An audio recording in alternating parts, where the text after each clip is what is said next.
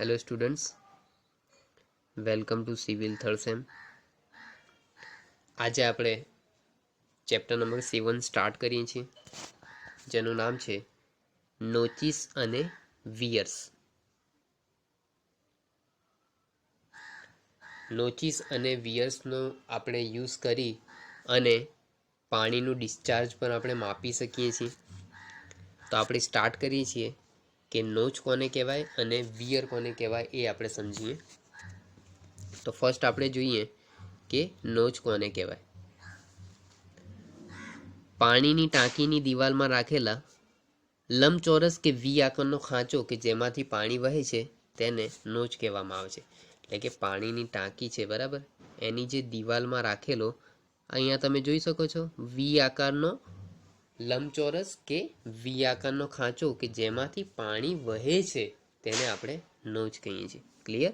Notch કોને કહેવાય કે પાણીની ટાંકીની દિવાલમાં રાખેલા લંબચોરસ કે વી આકારનો ખાંચો જેમાંથી પાણી વહે છે તેને આપણે નોચ કહીએ છીએ, બરાબર. નોચના જે નીચેલી ધાર છે એને આપણે ક્રેસ્ટ કહેવામાં આવે છે. નોચની જે નીચલી ધાર છે, બરાબર, એ નીચલી ધારને શું કહેવામાં આવે છે? ક્રેસ્ટ કહેવામાં આવે છે. ઓકે. આ નોચ યુઝ ક્યારે થાય છે? તો નોચ નાની નહેરનો જ્યારે ઓછો ડિસ્ચાર્જ માપવો હોય ત્યારે નોચનો યુઝ થાય છે. નોચનો યુઝ ક્યારે થાય છે? કે નાની નહેરનો ઓછો ડિસ્ચાર્જ માપવો હોય ત્યારે નોચનો યુઝ થાય છે. અને નોચમાંથી જે વહેતા પાણીની જે ચાદર છે, આ વહેતા પાણીની જે ચાદર છે એને નેપર અથવા તો વેઇન પણ કહેવામાં આવે છે. ઓકે. આ જે નોચ હોય છે એ નોચ શેની બનેલી હોય છે? તો નોચ જે હોય છે એ ધાતુની પ્લેટની બનેલી હોય છે. Okay, clear? નોચ શું છે? નોચ છે પાણીની ટાંકીની દિવાલમાં રાખેલા લંબચોરસ કે વી આકારનો ખાંચો જેમાંથી આ પાણી વહે છે જેને આપણે નોચ કહીએ છીએ, બરાબર. નોચની જે નીચલી ધાર છે એને આપણે શું કહેવામાં આવે છે? ક્રેસ્ટ કહેવામાં આવે છે. ઓકે.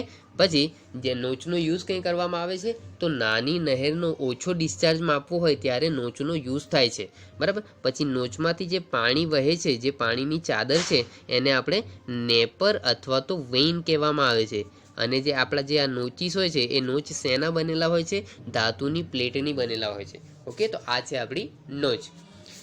હવે આપણે જોઈએ કે આકારના આધારે નોચના પ્રકાર, એટલે કે અહીંયા સાઈડ જે આપણે રાખીએ છીએ આકાર, બરાબર, એના આધારે નોચના કેટલાક પ્રકારો છે કે કેટલાક ટાઈપ્સના આકાર રાખવામાં આવે છે. જેવા કે ફર્સ્ટ છે લંબચોરસ નોચ, એટલે કે ત્યાં સાઈડ આપણે જે અહીં સાઈડ તમે જોવો છો, બરાબર, અહીં સાઈડ આપણે આ સાઈડ નોચના આધારે આપણે આકારના આધારે નોચનો વર્ગીકરણ કરવામાં આવે છે, બરાબર. એના પ્રકારો છે. ઓકે. આકારના આધારે તો ફર્સ્ટ છે કે લંબચોરસ નોચ, સેકન્ડ છે ત્રિકોણાકાર નોચ, જે આપણે પેલી ફિગરમાં જોયું એ વી નોચ હતી એ, બરાબર. થર્ડ છે ટ્રેપેઝોઇડલ નોચ અને ફોર્થ છે સ્ટેપ્ડ નોચ, બરાબર. તો આકારના આધારે નોચના આટલા પ્રકારો છે, બરાબર. કે અહીંયા જે આપણે નોચ જે છે જે ફિટ કરવાની છે અહીંયા નોચ, એના પ્રકારો છે, બરાબર. કે લંબચોરસ નોચ છે, આ તમે જોઈ શકો છો એ વી નોચ છે, એટલે કે ત્રિકોણાકાર નોચ પણ કહેવામાં આવે છે. થર્ડ છે ટ્રેપેઝોઇડલ નોચ અને ફોર્થ છે સ્ટેપ્ડ નોચ, બરાબર. તો આ નોચના પ્રકારો છે. તો હવે નેક્સ્ટ આપણે જોઈએ કે વિયર કોને કહેવામાં આવે. તો વિયર એ નદી કે નહેર પર બાંધેલો બંધ છે જેના પરથી પાણી વહે છે. નોચ શું છે? વિયર શું છે? આ વિયર્સ તમને જોવાય છે? આ એક નદી કે નહેર પર બાંધેલા બંધ છે જેના ઉપરથી પાણી જે છે એ વહે છે, બરાબર. તેને આળબંધ પણ કહેવામાં આવે છે. ઓકે.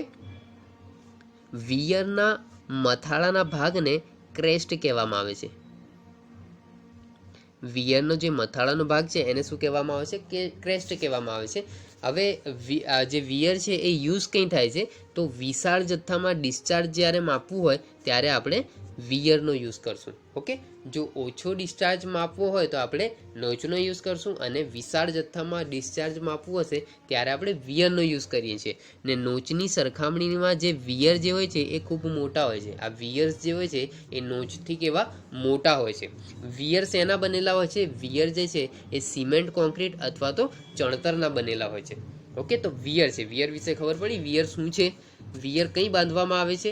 વિયર જે છે એ નદી કે નહેર પર બાંધેલા બંધ છે બરાબર, જેના ઉપરથી પાણી વહે છે. ઓકે, આના જે મથાળાના ભાગને શું કહેવામાં આવે છે? ક્રેસ્ટ કહેવામાં આવે છે. અને જ્યારે વિશાળ જથ્થામાં ડિસ્ચાર્જ માપવું હોય ત્યારે આપણે વિયરનો યુઝ કરીએ છીએ. નોચની સરખામણીએ વિયર કેવું હોય છે? મોટું હોય છે. બરાબર, અને વિયર શેનો બનેલો હોય છે? વિયર જે છે એ સિમેન્ટ, કોન્ક્રીટ અથવા તો ચણતરનો બનેલો હોય છે. નેક્સ્ટ જોઈએ કે વિયરના કેટલાક પ્રકાર છે. તો ફર્સ્ટ છે વિયરનો પ્રકાર કે આકારના આધારે, એટલે કે જે આકાર તમે જોવો છો, બરાબર, એ આકારના આધારે વિયરનો પ્રકાર. તો લંબચોરસ વિયર અને સિપોલિટી વિયર. આકારના આધારે બે પ્રકારના વિયર છે, લંબચોરસ વિયર અને સિપોલિટી વિયર. નેક્સ્ટ છે કે ડિસ્ચાર્જના આધારે, અંદરથી જે ડિસ્ચાર્જ નીકળે છે, બરાબર, એ ડિસ્ચાર્જના આધારે એના પ્રકાર બે છે. ફર્સ્ટ છે ઓર્ડિનરી વિયર અને સેકન્ડ છે ડૂબેલું વિયર. ઓર્ડિનરી વિયર અને ડૂબેલું વિયર. થર્ડ છે કે ક્રેસ્ટની પહોળાઈના આધારે, આ જે ક્રેસ્ટ તમે જોવો છો, બરાબર, એ જેવું કે વિયરના મથાળાના ભાગને આપણે શું કહેવામાં આવે છે? કે ક્રેસ્ટ કહેવામાં આવે છે. બરાબર, તો એ ક્રેસ્ટની જે પહોળાઈ હોય છે એના આધારે વિયરના બે પ્રકાર છે. ફર્સ્ટ છે કે સાંકડા ક્રેસ્ટવાળું વિયર અને પહોળા ક્રેસ્ટવાળું વિયર. ઓકે, નેક્સ્ટ છે કે ક્રેસ્ટ પ્રકારના આધારે, આ જે ક્રેસ્ટ છે એના પ્રકારના આધારે બે પ્રકાર છે.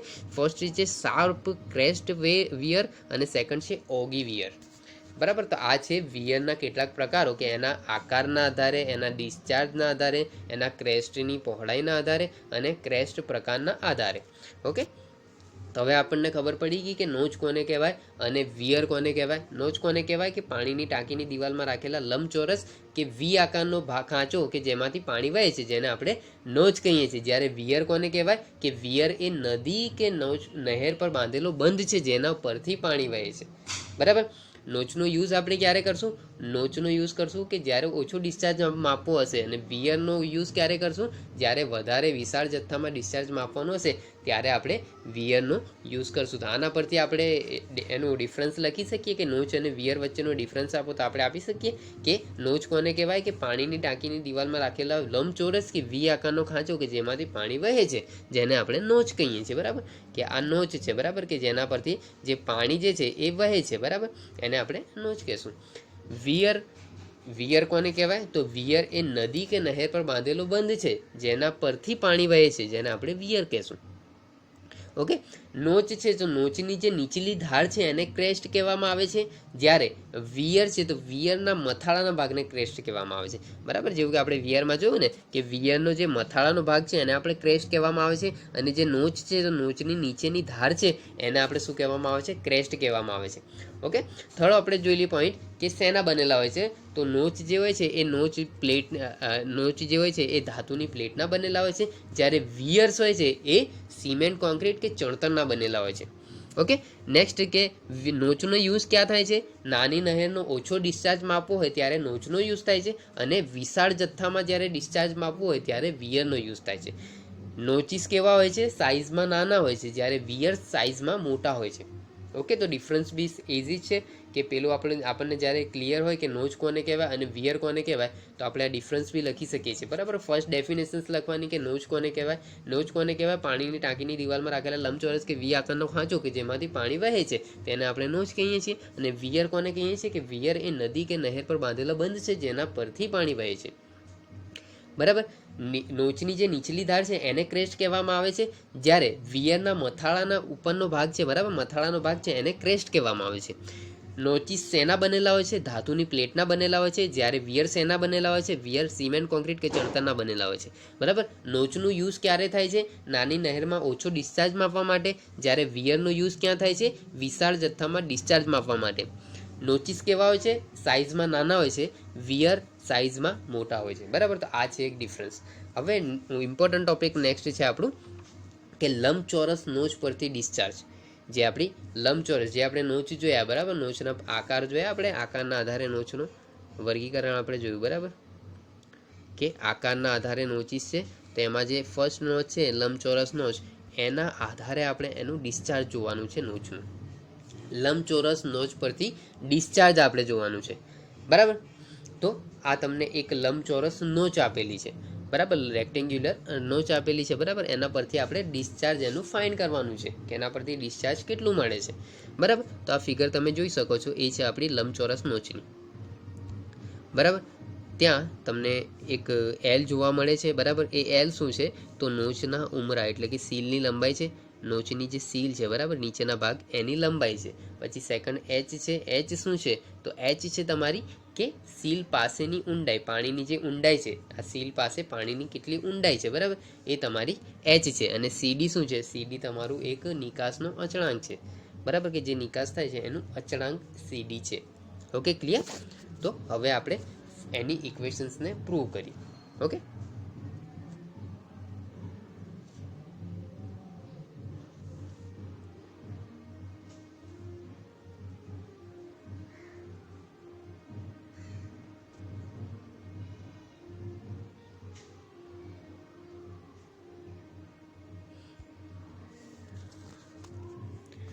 ઓકે. તો આપણે હવે આ ઇક્વેશન્સ પ્રૂવ કરીએ છીએ, બરાબર, કે કેવી રીતે ઇક્વેશન્સ જે છે એ પ્રૂવ થાય છે. ઓકે,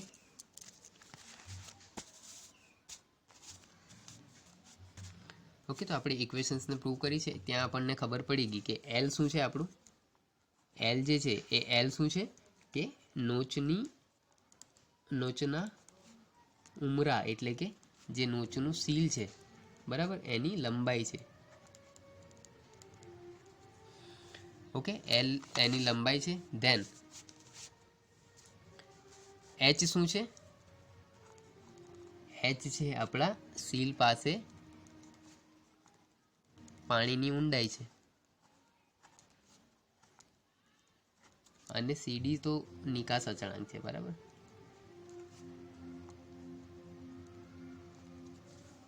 ઓકે, તો હવે આપણે ઇક્વેશન્સને પ્રૂવ કરી છે, બરાબર. તો ફિગર નોર્મલી તમને અહીંયાથી શોર્ટમાં બતાવી દઉં છું, બરાબર, કે આ આપણું એલ છે, બરાબર. સીલની જે ઊંડાઈ છે, પાણીની ઊંડાઈ, એ આપણું એચ છે. ઓકે, અહીંયા આપણે એક સ્ટ્રીપ ધારવાની છે, બરાબર. એ સ્ટ્રીપની ડેલ્ટા એચ છે, બરાબર, ડી એચ છે. અને એ પાણીની મુક્ત સપાટીથી એચ જેટલી ઊંડાઈએ છે, બરાબર. આ પાણીની મુક્ત સપાટી છે. ઓકે, તો હવે આપણે ધારીએ છીએ કે આ જે આપણે સ્ટ્રીપ લઈએ છીએ, એક આ સ્ટ્રીપ છે, તો પાણીની મુક્ત સપાટીથી એચ જેટલી ઊંડાઈએ, પાણીની મુક્ત સપાટીથી એચ જેટલી ઊંડાઈએ ડી એચ જેટલી એક સ્ટીપ આપણે જે છે એ ધારવાની છે, બરાબર. તો પાણીની મુક્ત સપાટીથી એચ જેટલી ઊંડાઈએ ડીએચ કે પછી ડેલ્ટા એચ જેટલી સ્ટ્રીપ ધારો. ઓકે, આપણે એક સ્ટ્રીપ ધારી લીધી. નેક્સ્ટ છે કે આ જે આપણે સ્ટ્રીપ ધારી છે એ સ્ટ્રીપ પરથી પસાર થતા પાણીનો સૈદ્ધાંતિક વેગ ફાઇન્ડ કરવાનો. કે આ જે આપણે સ્ટ્રીપ ફાઇન્ડ કરી છે, બરાબર, આ સ્ટ્રીપ જે લીધી છે એ સ્ટ્રીપ પરથી જે પાણી પસાર થાય છે એનો સૈદ્ધાંતિક વેગ કેટલું હશે? તો એનું સૈદ્ધાંતિક વેગ આપણને ખબર છે કેટલું હશે? સૈદ્ધાંતિક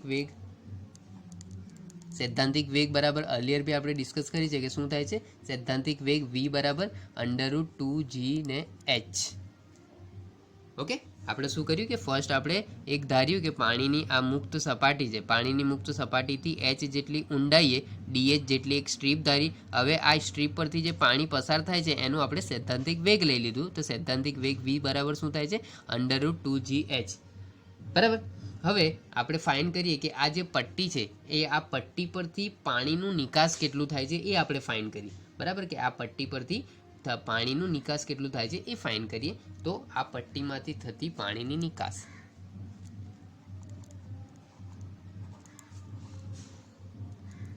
પાણીનું નિકાસ કેટલું થાય છે? તો એ થશે તમારું ડેલ્ટા ક્યુ અથવા તો કેપિટલ ક્યુ બી લખી શકીએ, બરાબર. તો ડેલ્ટા ક્યુ બરાબર શું આવશે? એનું એરિયા અને એનો સૈદ્ધાંતિક વેગ.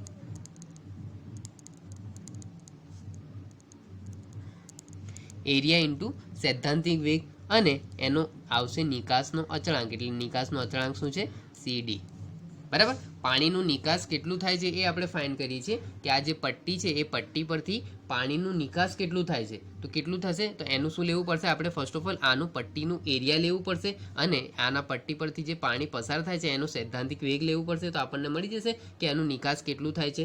બરાબર. તો એ આપણે લીધું કે એરિયા ઇન્ટુ સૈદ્ધાંતિક વેગ, અને આ સીડી શું છે? સીડી આપણું એક અચળાંક છે. બરાબર, નિકાસનો અચળાંક છે, તો એને મલ્ટીપ્લાય કર્યું. બરાબર, તો સીડી ઇન્ટુ એરિયા. તો આ એરિયા આનું શું આવશે? તો એરિયા તમારું આવશે કે એલ ઇન્ટુ આ પટ્ટી જે સ્ટ્રીપ ધારી છે એ એનું એરિયા આવી જશે. કે લંબચોરસનું એરિયા કેવી રીતે મળે? બી ઇન્ટુ ડી કરી દઈએ તો આપણને એનું એરિયા મળી જાય છે. તો લંબચોરસનું એરિયા મળી જશે કે એલ ઇન્ટુ આ સ્ટ્રીપનું ડી એચ એટલે કે ડેલ્ટા એચ. બરાબર, તો L into delta H. Okay. અને સૈદ્ધાંતિક વેગ, તો સૈદ્ધાંતિક વેગ તો આપણે પહેલાંથી ફાઇન કરેલું જ છે કે સૈદ્ધાંતિક વેગ વી બરાબર શું થાય છે? √2gh. √2gh. ઓકે. હવે આ જે આપણે ઇક્વેશન્સ લાયા ડેલ્ટા ક્યુની, એને આપણે 0 થી h વચ્ચે એનું સંકલન કરીએ છીએ. બરાબર, તો ક્યુ બરાબર 0 થી h વચ્ચે આ ઇક્વેશન્સનું આપણે સંકલન કરીએ છીએ. 0 to h cd into L into DH. બરાબર, આને ડેલ્ટા એચ કહો કે પછી આ સ્ટ્રીપમાં આપણે ડીએચ લીધું છે તો ડીએચ બી લખી શકીએ. બરાબર, તો ડીએચ ઇન્ટુ √2gh. બરાબર. હવે આપણે સંકલન શેના વચ્ચે લેવાનું છે? 0 થી h વચ્ચે લેવાનું છે. બરાબર, તો આ જે પદ છે સીડી છે, એલ છે, બરાબર, √2g છે, એ કેવા પદ છે? અચળ પદ છે. કેમ કે આ 0 થી h વચ્ચે આપણે સંકલન કરશું તો જે h છે એ hનું જ સંકલન થશે. આ બીજા જે પદ છે એ અચળ છે, મીન્સ કે એ સંકલનથી બહાર નીકાળી લઈએ આપણે. તો આપણે લખીએ છીએ કે સીડી ઇન્ટુ એલ ઇન્ટુ √2g. આટલું આપણે બહાર કાઢી લીધું. અંદર શું લીધું? 0 થી h. આ h જે છે એ વર્ગમૂળમાં છે, વર્ગમૂળમાં h. બરાબર, તો એને આપણે આમ લખી શકીએ કે h ની 1/2 ઘાત.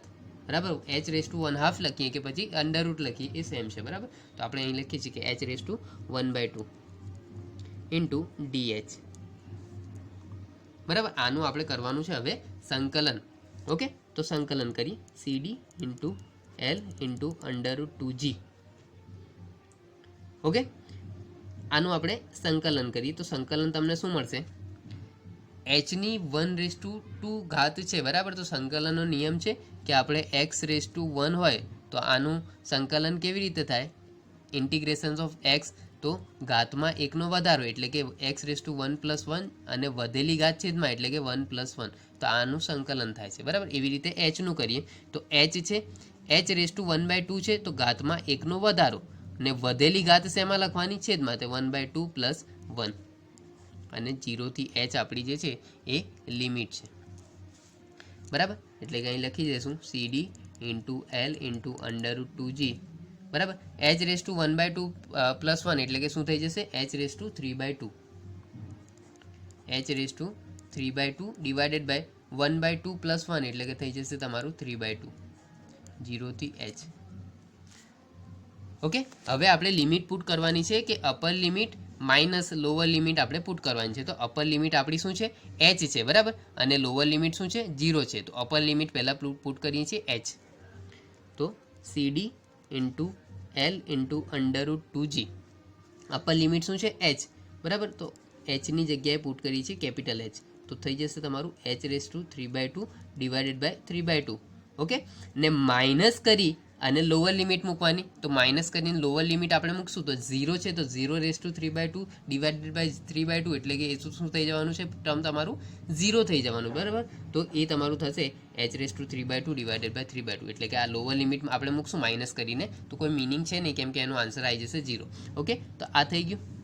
હવે આ 3/2 છે. બરાબર, તો છેદનો છેદ કંઈ જતો રહેશે? અંશમાં જતો રહેશે, એટલે કે આપણે અહીંયા 2/3 ને બહાર કાઢી લઈએ. બરાબર, છેદનો છેદ કંઈ જતો રહે? અંશમાં જતો રહે. બરાબર, એટલે કે 2/3 CD into L into √2g h⁻3/2. Okay, તો આ ઇક્વેશન્સ આપણી છે લંબચોરસ નોચ પરથી ડિસ્ચાર્જ. ઓકે. ઇન્ટિગ્રેશન્સમાં જોઈ લેજો બરાબર કે આ આપણે એક ઇક્વેશન્સ લાવ્યા હતા એનું આપણે ઇન્ટિગ્રેશન્સ કરવાનું હતું 0 થી h વચ્ચે, તો 0 to h CD into L into DH under root 2GH બરાબર. જ્યાં આપણે ઇન્ટિગ્રેશન્સ કેનું કરવાનું છે 0 થી h વચ્ચે, મીન્સ કે આ જે h છે એનું ઇન્ટિગ્રેશન્સ થશે, બીજા જે ટર્મ છે એ આપણા અચળ છે બરાબર, તો એને ઇન્ટિગ્રેશન્સની બહાર નીકાળી દઈશું. તો આપણે ઇન્ટિગ્રેશન્સની બહાર નીકાળી દીધું CD L અને અંડરરૂટ 2G. 0 થી h વચ્ચે આપણે કોનું ઇન્ટિગ્રેશન્સ કરવાનું છે અંડરરૂટ h DH, એટલે કે અંડરરૂટ h ને આપણે h⁻1/2 બી લખી શકીએ, તો h⁻1/2 DH. Okay, CD L under root 2G. h⁻1/2 નું ઇન્ટિગ્રેશન શું થાય? ઇન્ટિગ્રેશન એટલે કે સંકલનનો નિયમ છે કે ઘાતમાં એકનો વધારો થાય અને વધેલી ઘાત છેદમાં થાય બરાબર. તો h⁻1/2 + 1 ડિવાઇડેડ બાય 1/2 + 1 0 થી h બરાબર, એટલે કે CD L અંડરરૂટ 2G અને h 1/2 + 1 એટલે કે h⁻3/2 ડિવાઇડેડ બાય 1/2 + 1 એટલે કે 3/2 બરાબર. 0 થી h વચ્ચેની લિમિટ છે CD L અંડરરૂટ 2G. હવે આપણે લિમિટમાં પુટ કરવાની છે, તો hની જગ્યાએ કેપિટલ H મૂકવાનું, એટલે કે h⁻3/2 અપર લિમિટ પુટ કરી પછી માઇનસ કરીને લોઅર લિમિટ પુટ કરવાની, એટલે કે લોઅર લિમિટ શું છે આપણી 0 છે બરાબર. તો 0નો મિનિંગ છે ને, મીન્સ કે આન્સર 0 થઈ જશે, એટલે કે લોઅર લિમિટ આપણે મૂકવાની નથી. અપર લિમિટ આપણે h મૂકી, એટલે કે h⁻3/2 ડિવાઇડેડ બાય 3/2. છેદનો છેદ જે છે અંશમાં જતો રહેશે, એટલે કે 2/3 જાય છે. 2/3 CD L under root 2G h⁻3/2. આ છે આપણું લંબચોરસ નોચ પરથી ડિસ્ચાર્જ. તો આઈ હોપ કે તમને આ વિડીયોમાં ખબર પડી હશે. Thank you.